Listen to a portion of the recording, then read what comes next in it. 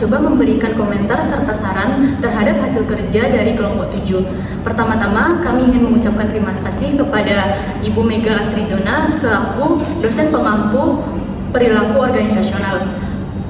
Perkenalkan, kami dari kelompok 8 dengan saya Nadia Rahmadani Nasution dengan NIM 24059080 dan rekan saya Mukfira Sabila dengan NIM 240597.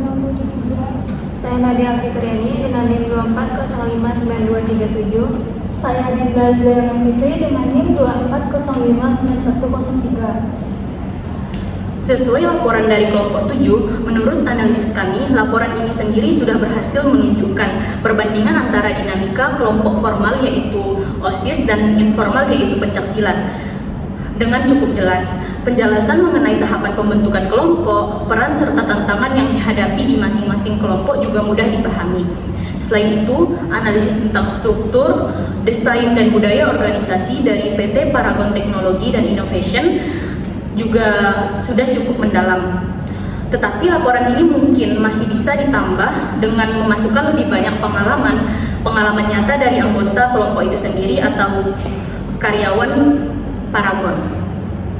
Selanjutnya saya akan menambahkan komentar terkait laporan kelompok 7. Laporan ini sudah sangat baik dalam hal penyusunan kerangka dan alur penulisan yang runtut. Tetapi analisis yang disajikan masih terkesan terlalu umum karena lebih banyak mengulang teori tanpa mengaitkannya secara langsung dengan situasi nyata. Akibatnya contoh yang digunakan belum mampu menggambarkan dinamika kelompok yang sebenarnya di lapangan. Selain itu, penerapan teori budaya organisasi di PT Paragon masih bersifat deskriptif tanpa penjelasan yang spesifik mengenai praktik di lapangan, tantangan yang dihadapi atau dampak dari perubahan organisasi.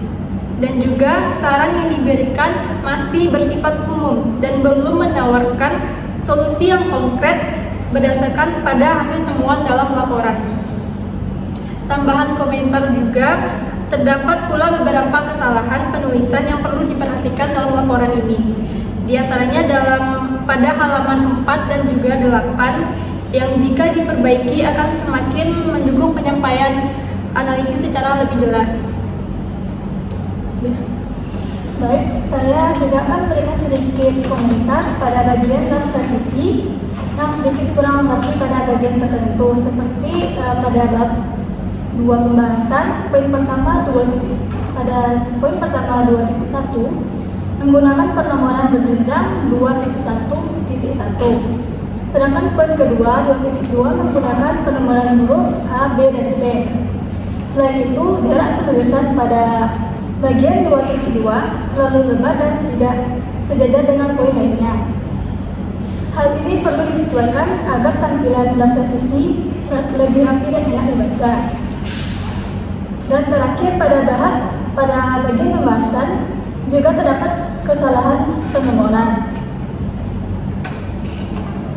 Baik, selanjutnya di sini saya akan memberikan kritik dan saran mengenai PowerPoint pada kelompok 7. Nah, untuk penulisan pada PPT itu struktur penulisannya sudah cukup rapi dan informatif. Namun, beberapa materi dalam slide terlalu padat dan paragraf terlalu panjang. Nah, hal ini membuat audiens sulit menangkap inti pesan. Sebaiknya beberapa informasi dipecah menjadi poin-poin singkat untuk memudahkan pemahaman para audiens. Selain itu, kontras rendah di slide judul. Tulisan putih atau abu-abu muda pada latar belakang gedung yang juga cerah membuat teks sulit dibaca oleh para audiens. Dan solusinya yaitu menggunakan background yang lebih gelap atau mengganti font atau tulisan yang berwarna menjadi gelap, serta penulisan judul dan subjudul bisa lebih ditunjukkan dengan warna yang berbeda atau ukuran yang lebih besar.